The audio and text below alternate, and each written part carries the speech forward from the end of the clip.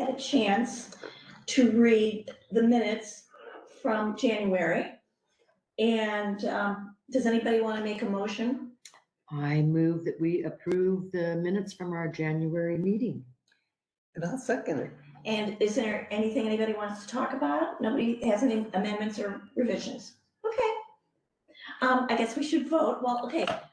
Does anybody not, I never know how to do this. It's Right? okay. Is there no, any you did it. discussion, Any right? discussion, and you Yeah. asked that. I asked if there was discussion. And is there anybody that votes, Any objections? any to me? objections to us approving the meetings? Okay. Thank you, Monica. Thank you. So approved.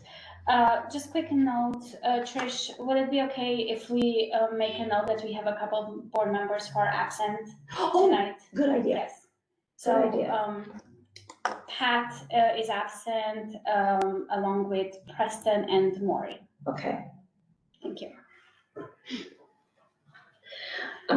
Is that the only thing I missed? Yes. Okay.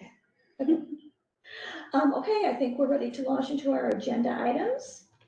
And you want to take it away, Monica?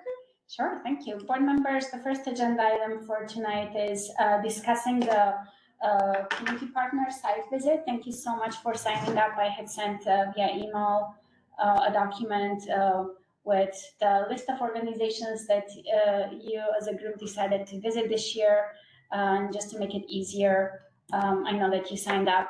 I thought that I would share my screen tonight to show you. I started filtering the organizations to start getting ourselves organized. The next step in this process would be for me to start contacting the organizations.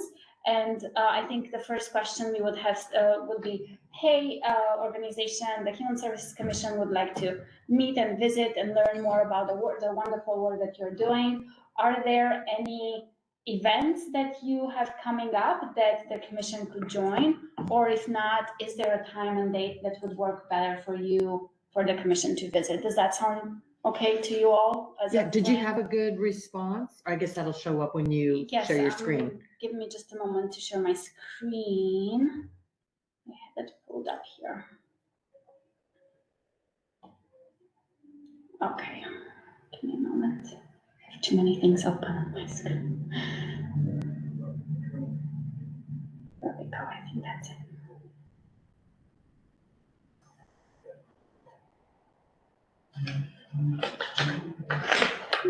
Why am I not showing?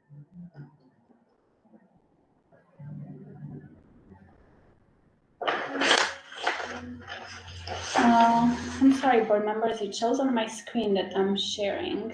Well, we but all it's have, not. we all have our devices. We can- Yeah, this is, because this is what you were going to share, Yes, right? that's what I was going to Okay. share. I'll pull it up. Yeah. It's so strange. I don't know why it's not doing it, but thank you then for that flexibility. So, and I can just, so what I did, board members, commissioners. That's okay. Between boards and commissions, sometimes a little bit. Yes. So what I did, I went and I looked, so all three of you signed up to visit. Maury also signed up. We have not heard yet from Pat and Jaime. However, what I did, I filtered and I prioritized the organizations that had at least 2 commissioners signed up.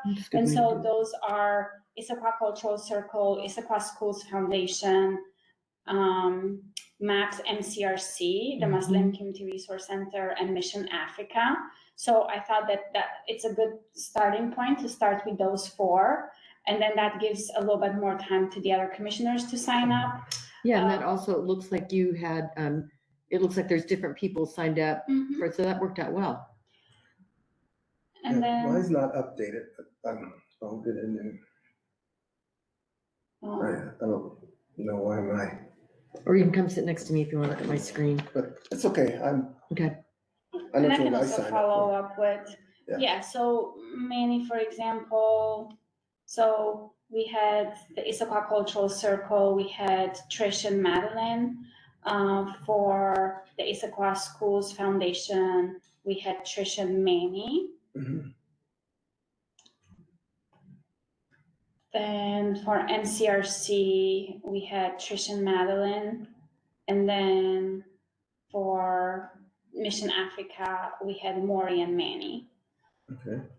So I thought that if you're okay with that, we can prioritize these as a first batch. Then the second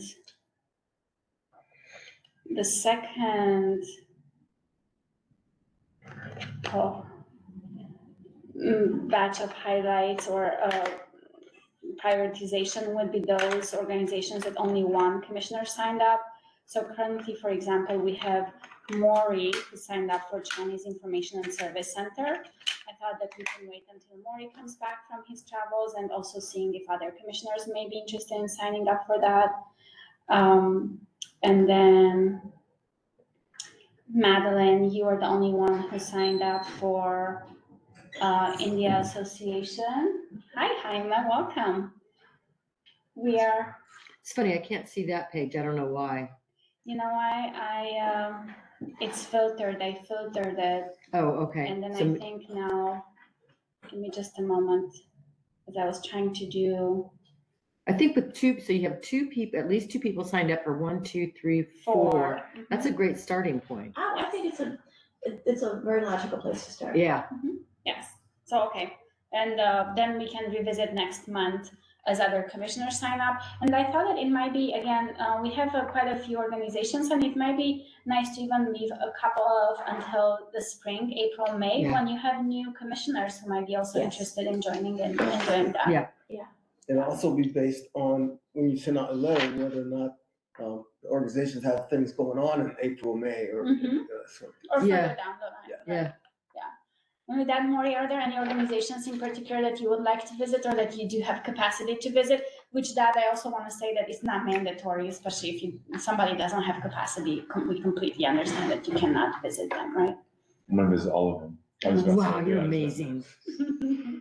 No, I probably would want to visit 1 or 2. I have yet to look at the Excel sheet. I know we wanted to make some confirmations around that, so. But no, we are just starting. We have the top 4 that we are starting with. So those are the ones that at least 2 commissioners signed up. So we'll start with those and then we'll have more time for the other commissioners. So how are our numbers look as far as how many each of us need to sign up for? I think we were going to start with having no more than 3 for each of you. But then with that, there's flexibility. If somebody doesn't have capacity, I don't think it's fair to force them. So you can do 0, 1, 2, or 3. And then I think depending on how it goes, if there are other, I know Trish, I think you mentioned that if you have capacity as a commissioner to visit others, like by all means, you can certainly do that. Mhm. And I would love to help facilitate or just give you the contact or a warm handoff. Sounds like a good plan. Does anybody have any questions? It looks good. I think it's a good starting point. Yeah. Have you all kind of already volunteered to, Yeah. since you're looking at, I'm looking Yeah. at my phone here. Oh, golly, yeah. Okay. You don't have to make a decision tonight Yes, on don't the feel like fly. you have to. You can follow up via email, or just if you can access it via SharePoint, you can just go Okay. there later. Oh, I see. Now it's not filtered. Okay, got it. Yeah, right. Okay, are you ready to move on to? I am ready to move on The to next the next agenda agenda item, yes. So, for the next agenda item, I wanted to bring something up to you commissioners that the administration is working on. And we are scheduled to go to a city council committee meeting next Wednesday.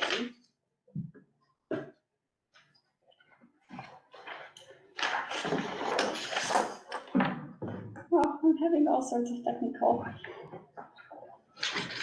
difficulties. I can just speak freely. I was gonna pull up something, but.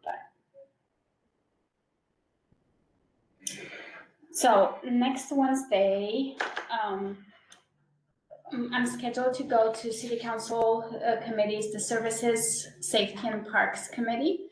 And the administration is working on proposing to city council an increase in some funding allocations, in particular for rental assistance. You may recall, those of you who were here during COVID, during the emergency response, the city allocated funds for rental assistance a couple of times. The city council's priority during COVID was to ensure and to help people have food on the table and roof over their head. So there were several times, quite a 3-4 times, when different funding was allocated towards that goal. Recently, the administration came to learn that although the COVID emergency state has ended, there are still quite a few unmet needs in the community that are coupled with also a decrease in donations and private donations that emergency financial assistance programs have been experiencing. So with that, there's an interest from the administration to propose to City Council to increase funding allocations just one more time to bridge that gap as people continue still to struggle, especially there are quite a few community members who are still on payment plans, and those that, they had recent increases in rental assistance, inflation, which decreased, capacity for people to purchase or pay rent, and then also, as I said, coupled with the decrease in donations. So we will be going to City Council to request an additional $200,000. $100,000 of that will be split between the local nonprofit emergency financial assistance. Explicitly, the proposal currently is for $60,000 to be allocated to Issaquah Community Services and $40,000 to be allocated to St. Vincent de Paul, the St. Joseph Conference. With the remaining $100,000 would be a targeted allocation to the YWCA Family Village in Issaquah in the Highlands. The reasoning behind that direct allocation, rather than allocating more to the financial assistance programs and then having them distributed, we noticed as we reached out to landlords in Issaquah, the YWCA stood out as having still 42% of their units with back rent, often many of them having overdue rent of 5 or more months. And so instead of making the volunteer organizations work in distributing all that money, we thought that a direct allocation to the Y might make it easier just to help them catch up a little bit. By all means, the needs are far larger than the $200,000, but still the $200,000 could be a nice bridge in helping that. So just wanted to let you know that that's the current proposal. If the city was, so 200,000 is not enough to cover the entire gap.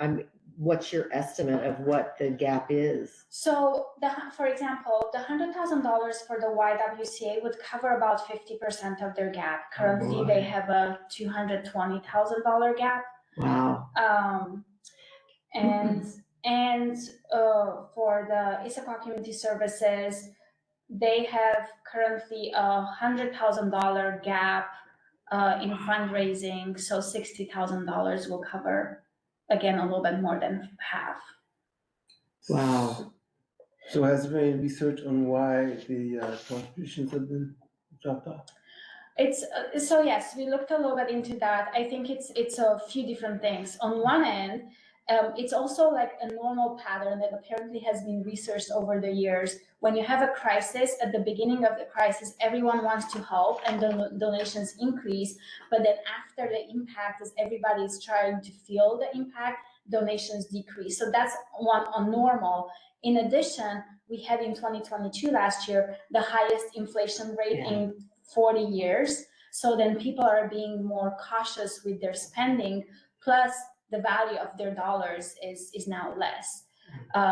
With all of that, other pandemic and just worldwide changes, many donations often for the small organizations come from churches. Churches also have been seeing a decrease in people coming to church. So all of those contributed to— A lot of factors contributing to a decrease in support. Yes. So I think Trish, you wanted to also say something. I was just gonna ask you, how did you find out about the numbers at the Y. Did you talk to the Y? Yes, we talked to the Y. So what we did in addition to talking and reaching out to our emergency financial assistance program, we reached out individually as staff to, we have contacts now with about 30 apartment complexes. And so we, from time to time, reach out to them to ask. We heard back from about half of them only, but from those that we heard back,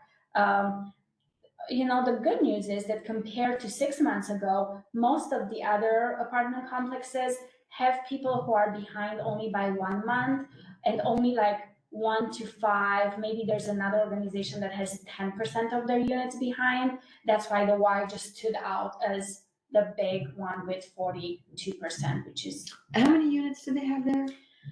I think they have 100 and some, and 64, I think, are behind. I have the numbers, the exact numbers. I think I have. That's something fun. like Yeah, that. that's Yes. close enough. I think 140 some. Wow. How was this impacted? So there was an eviction moratorium for a long time that got extended a couple times, but I think it was finally lifted in October? November. So yes, November. it was finally lifted. And then after that, I think what happened, and again, it's just all of those unintended consequences, right? After that, the requirement was for everyone to offer payment plans, which they did. However, when you're already on low income and it's hard for you to make the regular rent, now you have the regular rent plus a payment plan. So automatically, basically your rent increased.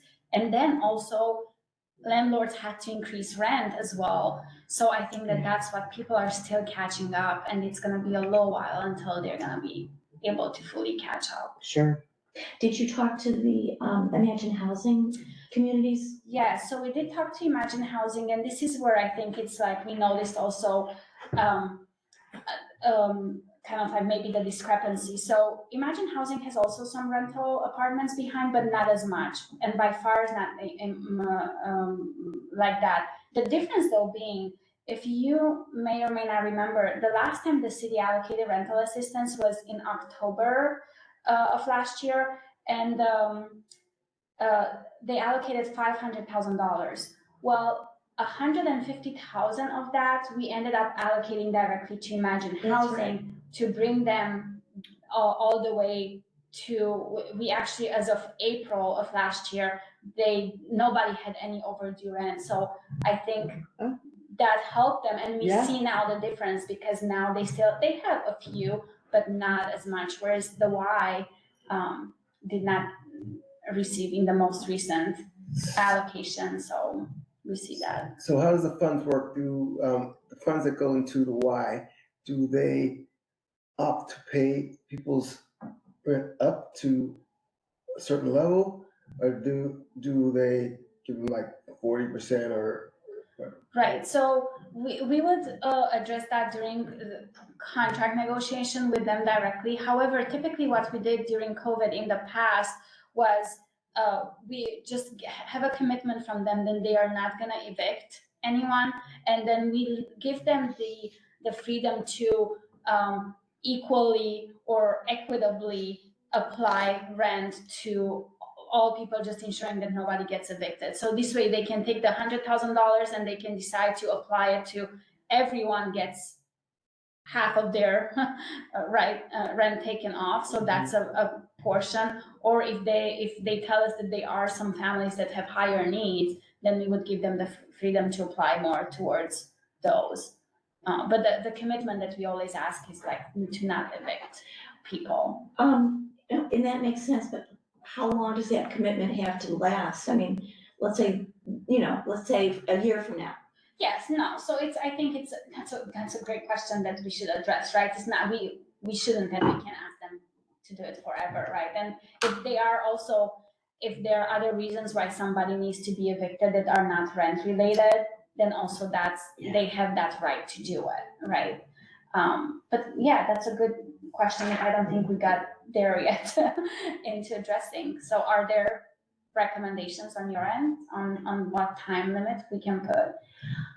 I guess I would just talk to, I'm talking specifically about the Y. Ask them what they think is reasonable. I'm sure they have something that they can recommend. Yeah, And again, each family will have different circumstances, so. yeah. Yes. And the Y has caseworkers. I mean, I would assume do that have- they would have some personal knowledge that would be applicable to how they make those decisions. Right.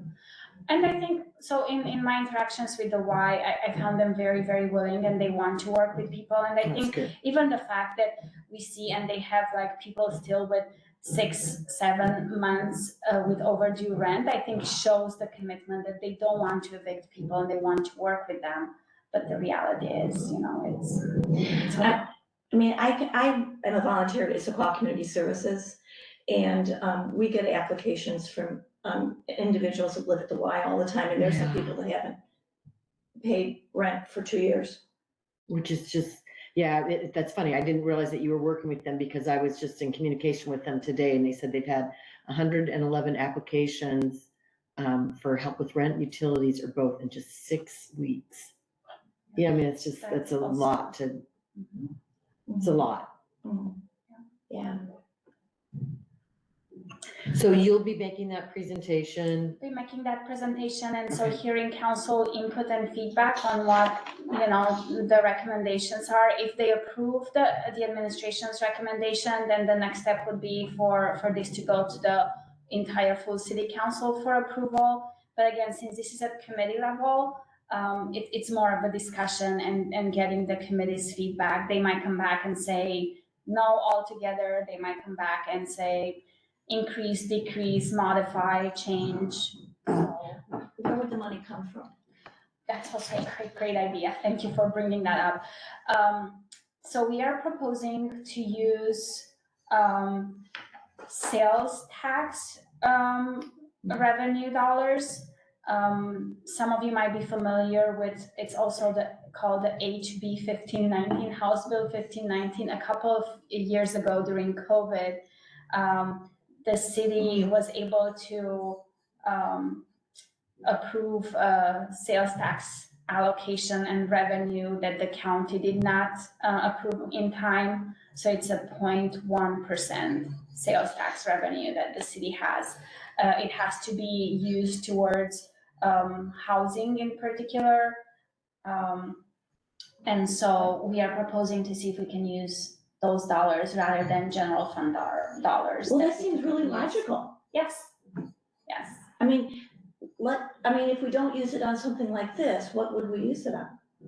So the city has not discussed, or a decision has not been taken at the city level on how to use that, but for sure, money could be used for affordable housing. We have set aside $700,000 from that fund to use towards the emergency housing project with Motel 6. But then there are additional revenues. Currently, I think the fund has a 4.4 million balance. So there are, but the city did not yet decide on what to use it towards, but could be used towards affordable housing and construction, right? So also there's a stipulation, 60% of those funds need to be used towards capital construction and 40% of those funds can be used for programmatic needs. So again. I remember when that was passed, yeah. Now, Very fortunate, yeah. now, is that 40-60%, is that negotiable as far as, I assume that the council could change numbers. I mean, things change because of like COVID. You need more in the services than you do the construction side, I would guess on that. So that's a good question, Manny. Unfortunately, council cannot change that because that's a state legislation. So the state legislation was created that way, that 60% needs to be used towards construction, 40 towards services. So city council cannot change that. Okay, But they could decide on address towards it. what to use the money for. How much money do we have on that?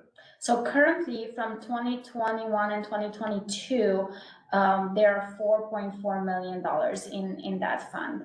And the 2023 Just for funds, Issaquah. just for Issaquah. My question, why wouldn't you want to ask for more to help out the, I think about that is that, almost like do you want to put a Band-Aid or you want to like fully put it current and just ask to because you might be in a situation 6 months from now. I mean, it's not getting better. I mean, families right now, there's that. And I think the second thing would be, you can probably bring the conversation of disparities. I don't know what the demographics are for the housing situation there.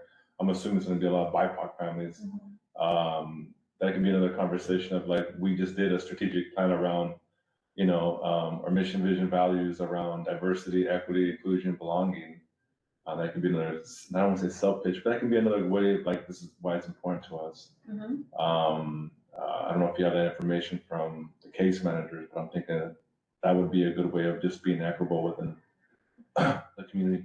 Yeah, no, great ideas. And I'm happy to share that, your input with City Council for sure. Again, I think the administration was also trying to be more conservative in case there's something like of a bigger impact that could be made with the money. But absolutely, I think it's a valid point. I'm happy to, like, any other thoughts and feedback and recommendations that you have, I'm happy to share them next week. That's really with good City feedback. Council. It could, Well, that was the feedback we got when we did the whole grant applications, was like, what did we all agree? The bigger impact, right? Right.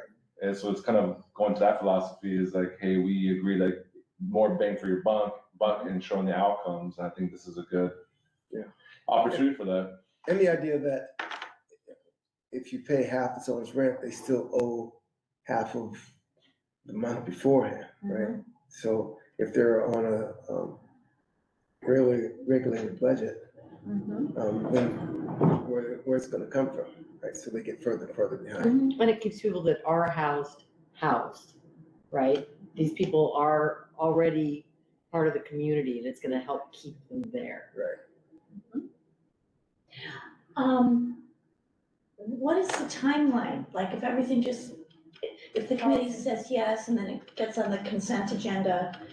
So the sooner, yes, so the timeline should the council committee say yes, the soonest it could probably go to the regular city council meeting would be to the first meeting in March. That's pretty soon. So that's March 6th, if that, it depends, again, this is usually the council members tell us, and And- that, Yeah, and take note, by March 6th, the next month is due, usually. So it's gonna. For the people for that the need people rent who need- support. yeah. yes, for people, yeah, the rent in April is due, right? And so with that, the hope would be that since all three organizations, we already, we have been working with them, the Mhm. commission already approved funds for them, we would just adjust their current contract instead of creating a brand new contract, just to make it a little bit easier for them and have the same reporting requirements that they have for the human services grants. Again, just to make it easier for them, they're already working hard and not having to ask them to. And I would assume that the numbers would show the number of people that they're helping out. So the next time we see a report like that, it would show what's actually happening. Yes, Yeah. it would show either the increasing number of people helped or increasing the amount and the capacity. Right now, the organizations are able to help with $600 per month, Mhm. up to $1,000. And again, because of the reduced donations, they are no longer able to help with Right. even $1,000. Yeah. So now, with having more money, hopefully they can at least for a little while. And you guys know $1,000, I mean, like, Issaquah Community Services will give $1,000 maximum 2 times a year. And there has to be 6 months in between. So, with the current rental rates. I think, doesn't St. Vincent de Paul, don't they have kind of a similar parameter of Yes. limit in place? Yeah, So. yeah. The need is higher and so that's why I think historically, before COVID, it was assumed that, it's an emergency financial assistance program where people might have maybe a death in the family, or maybe there's a special circumstance, they lost their job, so they might need help only once or twice a year, which made sense. But with COVID and still now with the post-COVID impact, people need help more than once or twice a year for a little bit of. And I will say, at least what I'm seeing as a volunteer, a lot of immigrants are asking, a lot of new immigrants to the community are asking for help. And so, we help them too. Yes, and the number of refugees has increased as well. Yeah. Again, worldwide, so much Yeah. turmoil everywhere. And we heard so many stories, unfortunately, especially those who come as refugees. They're allowed and they're granted permission to stay in the country, but it takes 4 to 18 months until they are given documentation to even try to go for work. So it's really a question of how can they make ends meet. So any other thoughts? Thank you, commissioners, for talking through with me on this. Good luck with your presentation. Thank you. I'll report back next month. And also, I'm happy to send you the email when the agenda packet gets published, or if anyone has time and interest to watch the meeting or look at the agenda packet. Is it at council chambers? It is at council chambers, yeah. Next Wednesday. Next what? Next Wednesday. Is that open or is it? Always open, yes. And council committee meeting starts at 6:30. And also, you can also just join online or just watch it afterwards. I'll make sure I'll send you the agenda packet, even just looking through the agenda packet. Issaquah City and wow, man. Yeah. Okay. Okay. So thank you, That was a much appreciated. That was a great discussion. Good conversation. Okay, are we past your reports now? Past my reports, and then as you might have seen my email, commissioners, Tisha Geezer, our city clerk, had asked to postpone the discussion on the virtual attendance policy with feedback that they received from multiple commissions and boards, including you. They wanted to have a chance to further talk with the mayor and come up with a better plan for that. So She had a lot of input to assess and incorporate, and I took a look in our packet. I'm like, oh my goodness, she just had to completely rewrite this whole thing, it looks like. and there are 15 other boards and commissions that Yeah. she had to do for us, so I think. My perhaps goodness, just- okay. Well, I'm glad that we talked about that last time. It was an interesting discussion and how we look at things and moving forward, and how to get others engaged. I'm guessing that if something like this continues, that, even, the city council might end up having the option to do virtual so that they get, again, my thought is that you get more people engaged if you're able to get there and you can work around your schedule. Mhm. We'll see what they come up with. There are a lot, it was an interesting discussion. It was a lot more robust. I thought it was gonna be a real snoozer. And it was a lot more robust than I was anticipating. Yeah, well, I think I was sharing with Trish at the before the meeting is that, before COVID, we never knew virtual meetings. Everything was in person. And then during COVID, we all switched to virtual. So I think we learned to do things well in person and to do things well virtual, but we are still trying to figure out Yeah. what's a hybrid option. Yep. And how to do it best. Right, so. So there's no decision on it right now, everyone's the virtual? So at the Us last, personally, I'm just like, as a whole, I'm assuming they're still under discussion. Okay. so as a whole though, last month, the commission provided feedback to the city clerk, basically recommending that the virtual option should still be an option and not have requirements for commissioners to attend in person. So I don't know, do you, Jaime, have a preference or what works? I imagine with your busy schedule, probably it's not even a question. I like both, but I'll be honest with you, I think it's always good to connect. I know it's a younger generation now, so it's quicker, faster, virtual. I understand the speeds. We just shifted from our court system to like modifying, like, certain court hearings could be, attended via Zoom, Skype, whatever. I mean, there's like protocols around it too. And then there's ones that are like some heavier, dispositions, adjudications that do require in-person. And so that's where in the juvenile or in the justice system is still trying to wrestle with that. Like, what does that mean when people are not showing up and there's a heavy matter around why this family is being into the court system. So I think we have a pretty good process around it right now, but still in the beginning it was a wrestling of just trying to what is what to what and being fair and equitable and justice. And then also too is I would say the generation too is like this is just my theme that I got is like more of the older generation was like, no, they need to be in here in person. This is what we do. And where the younger generation was like, well, that's great. This also benefits.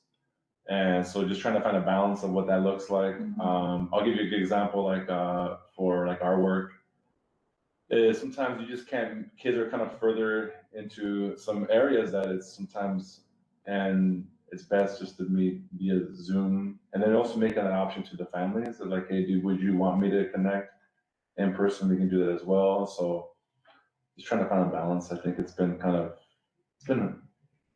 lot more work, but it's also been more beneficial with but just I see both sides, to it. I think that's a lot of what came up in the discussion last month, Right. was that exactly what you're talking about. Trying to find the balance, trying to understand the benefits and like I know for me, like I'm more accountable when I'm in person. Can I do the Zoom stuff? Oh, absolutely, 100%. But I'm always like I'm more accountable if I know like I got to be here at 6 o'clock at the spot versus Zoom. But no, so it sounds like we're gonna make it optional. So that was a recommendation, and Tisha was gonna come back, but then she requested to postpone it to have a chance to talk some more with the mayor and see, based on feedback they received from not just us, but others. Yeah, I think a lot of it's getting over, as you mentioned, the older generation, which is in control of most things right now, still have that. I want to see you face to face to get reactions, but and about last time is that if we're trying to get younger people engaged, then that's an obstacle that we as older people, including myself, by the way. I'm getting there, man. no, I wasn't thinking of you at all, or myself. It's the obstacle that we have to get over. Yeah, you bring up a different topic of engagement, like civil or civic skills. Is I think that too is like how is it accessible for historically these spaces have been accessible even for like so I think about that in the back of my head. Right. Is if you want the best product, best output, is how we accessible to the community. Right. And you think about some of the advantages is that you wouldn't need as many rooms like this available, which cuts down the budget, and there's a lot of things that get engaged still. So are we ready to move on? I think so, unless anyone has any other comments on this. Okay, the next thing is the chair report. This is a new addition that Monica has put in. And she and I briefly corresponded via email. And I was thinking I would just put out there, I would like to, and it doesn't even have to be tonight, but I would like to spend time maybe during good of the order, which is at the end, where anybody can bring up anything human services related, just anything informational on their mind. It doesn't even have to be Issaquah specific, but if it's an idea that you think that you've learned about in another area that you think is neat and you want to share it. So what do you guys think of that? Just sharing anything during good of the order. I'm a fan. Yeah. And then if I have anything in particular to share during the chair report, I will. Has there been limits on sharing things in a good order? No. It's just, you're just reiterating that. that's a possibility. We can do it at that time. Yeah, and we haven't been utilizing that much because I think it's often at the end of the meeting and we are rushing to finalize it, but feel free to utilize it, right? Yeah. But like the city council has, do they call it good of the order? Mhm. Yeah. Yeah, and there's always something interesting somebody brings up. Yeah. So I guess I was, instead of having Trish's chair report, I just wanted it to be an opportunity, I like that. an opportunity for everybody to report on whatever, use the time that way. And I have nothing to report specifically. And then Preston isn't here. And then He is not, but if with your permission, Trish, he did send me a quick update. Oh, awesome. Report, yes. So Preston noted that unfortunately he is not able to attend tonight, but he sent me a brief report saying that recently they had the civic engagement event, which was a great success. There were about 30 people in attendance, and the mayor, some council members, and many organizations around Issaquah.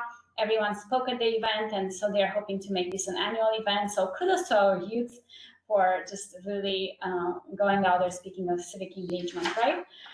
And so Preston also noted that they're continuing to work on the State of the Mind event. So that event is coming up on March 18. It's on a Saturday, and he will send us the QR code for sign up.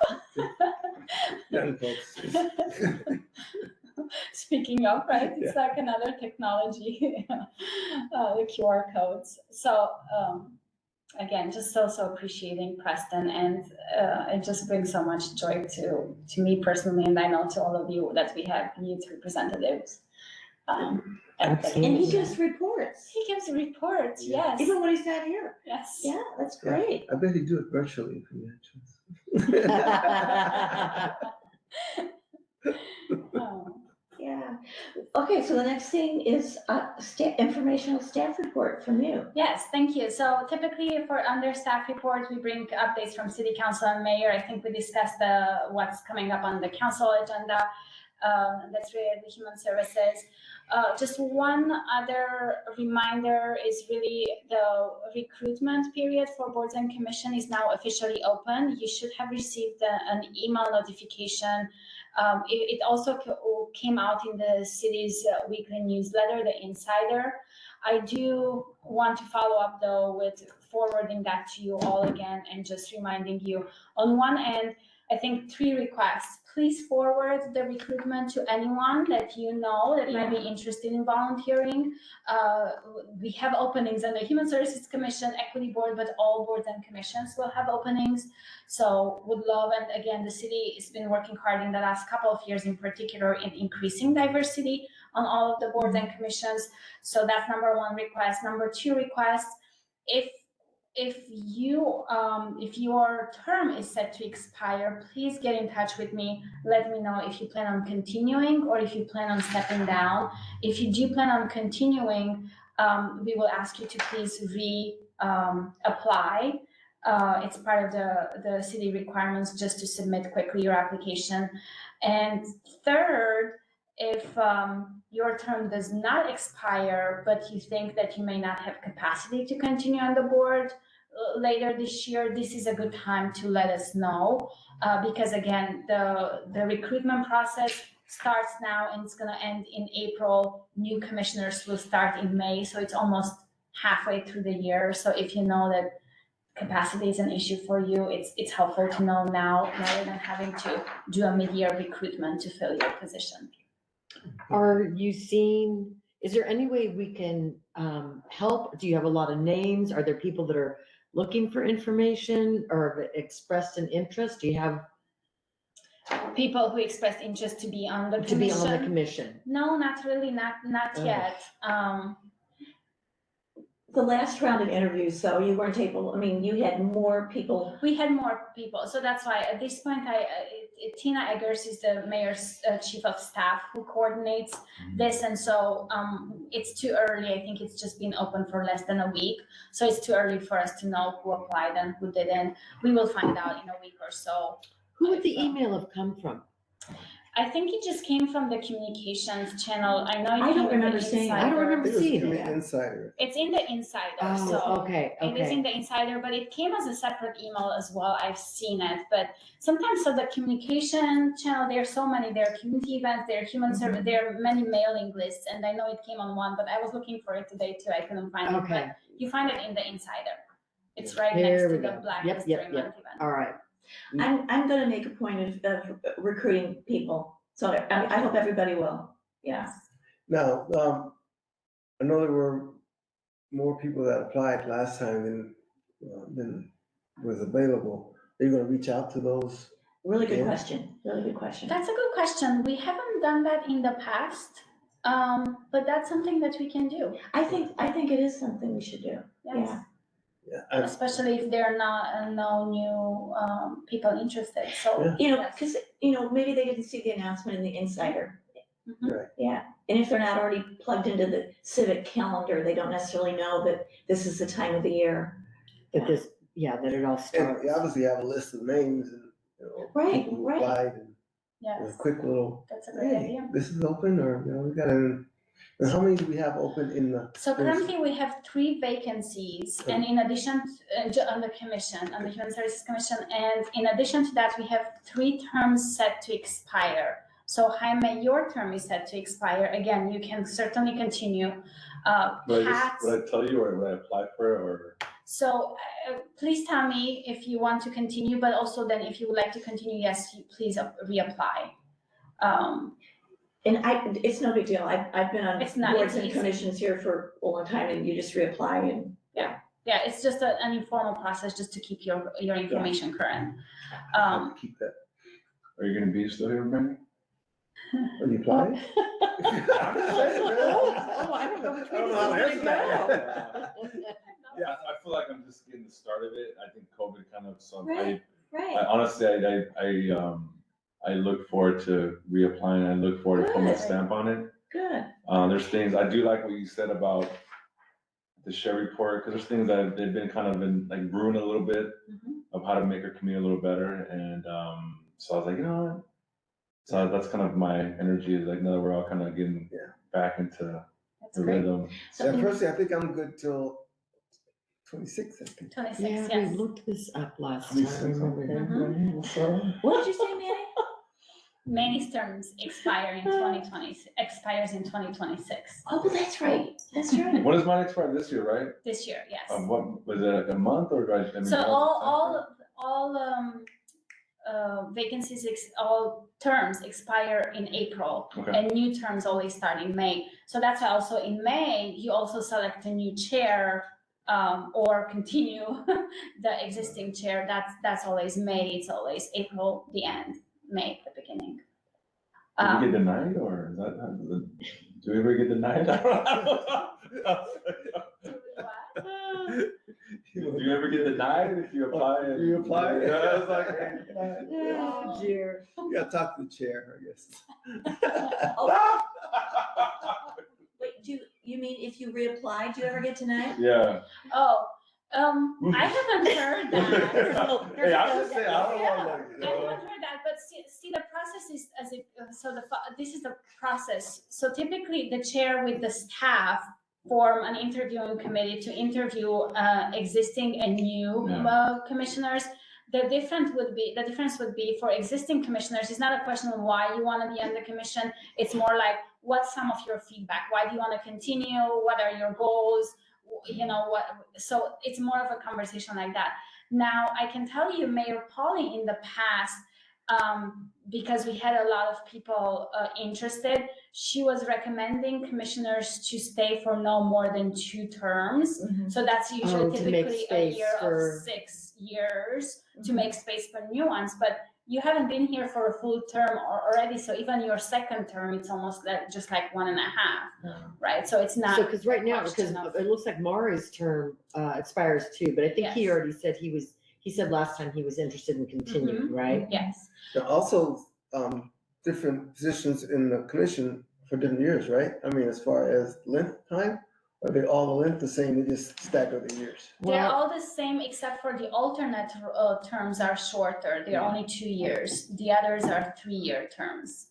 4-year terms. 4-year terms, I'm Yeah. sorry, yes. Human Services Commission, 7 4-year regular terms. members with Mhm. 4-year terms, 2 alternates with 2-year terms.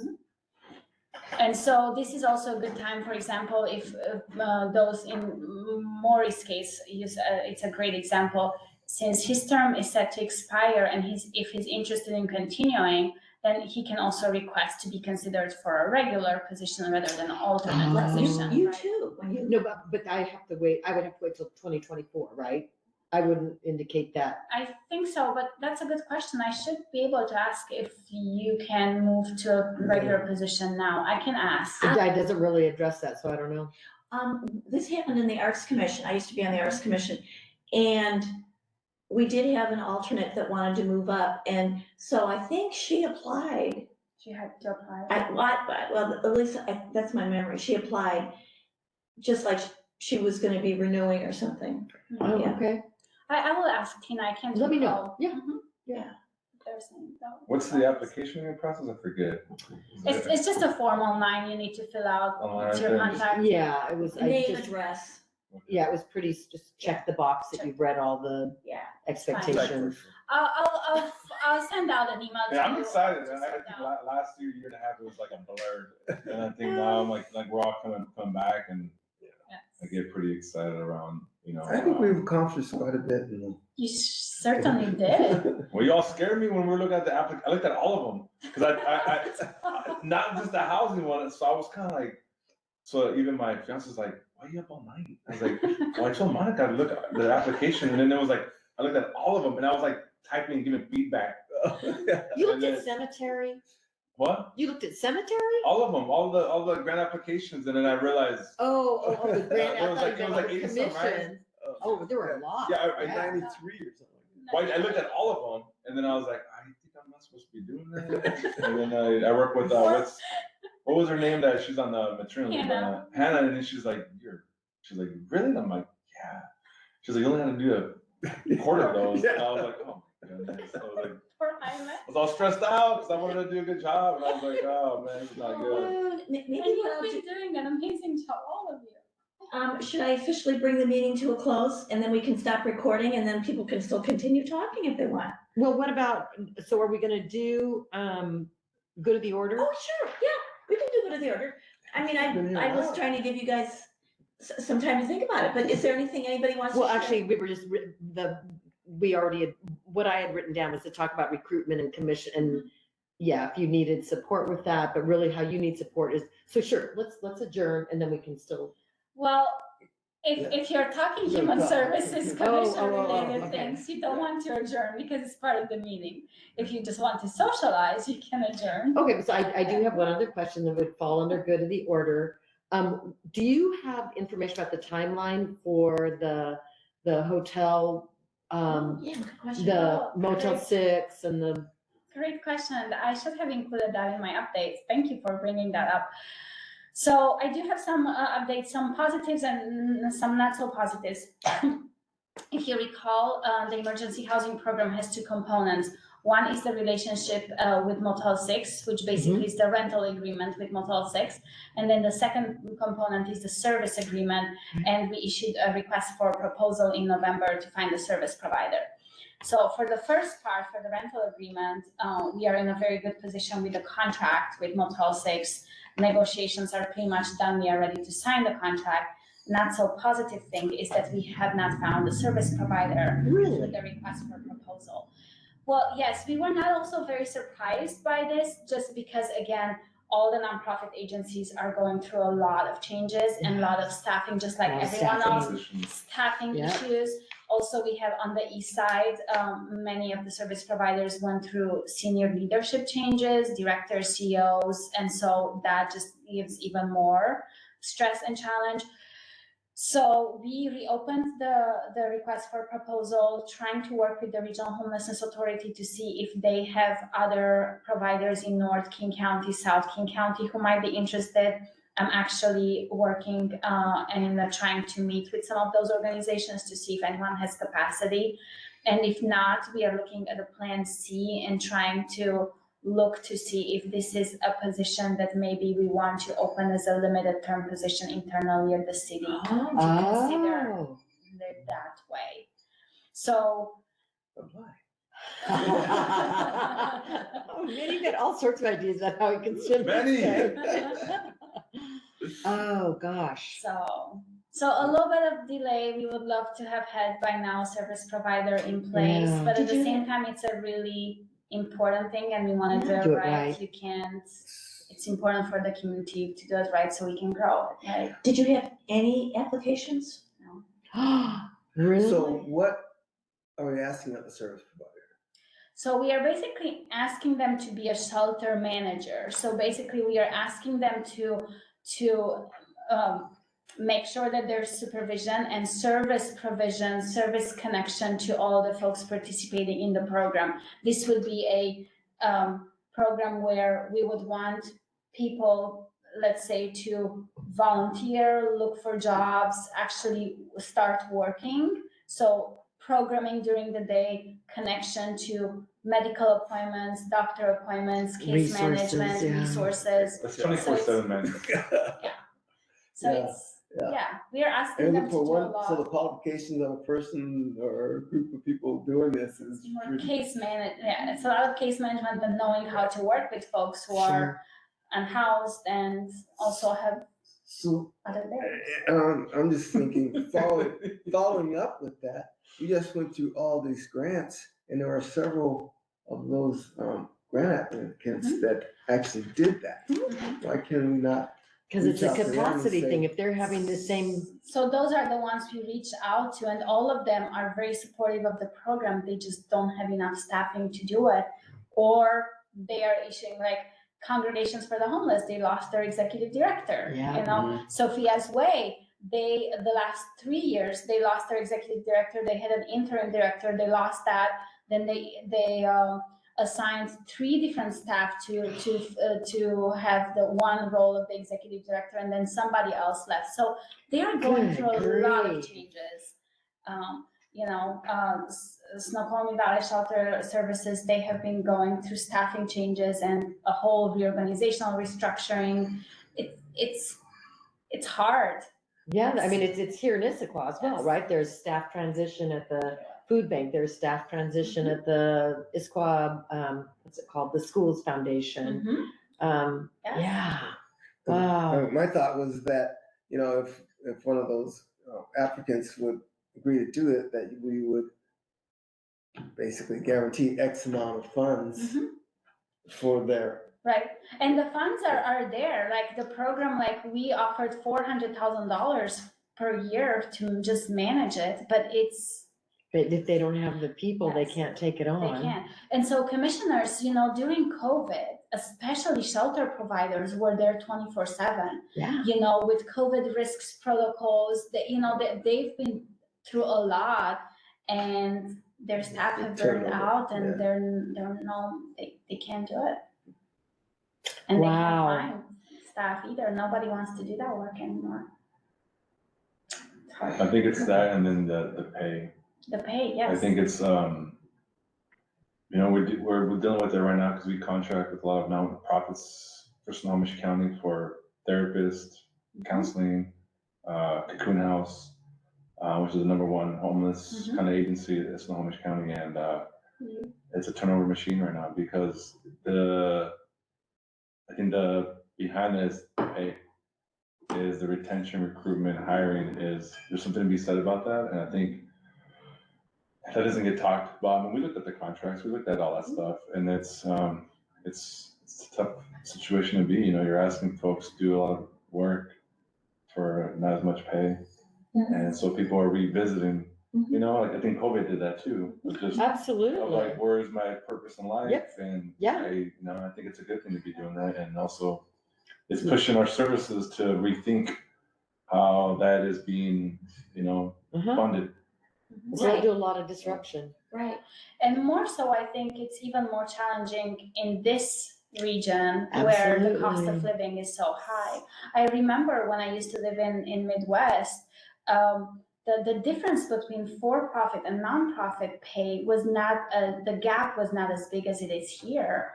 And so with the cost of Yeah. living being here, it's hard to be a nonprofit. So is there a qualification application out there for that right now? Like, The you can go- request, yes, there is a request for proposals out there right now. I'm happy to send it to you. It's also on our website, but I would be happy to send it to you if you know someone. I Yeah. might know somebody, so if you could send it. Mhm. Yeah.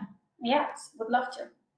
Thank you, I'll send that. So I'll follow up with the board recruitment, and I'll follow up with the request for proposal. Thank you for bringing it up. It's just, it's a topic that's very interesting to me, so I'm really hopeful. Yes. Oh, and then the other thing I heard that I think, in fact, Mary Lou, the mayor sent something out about they finally made progress on the property over there. TOD. Yes, yeah, that conversation's been going on forever, so that was Yes. kind of The transit-oriented exciting. It's a little development. stuff.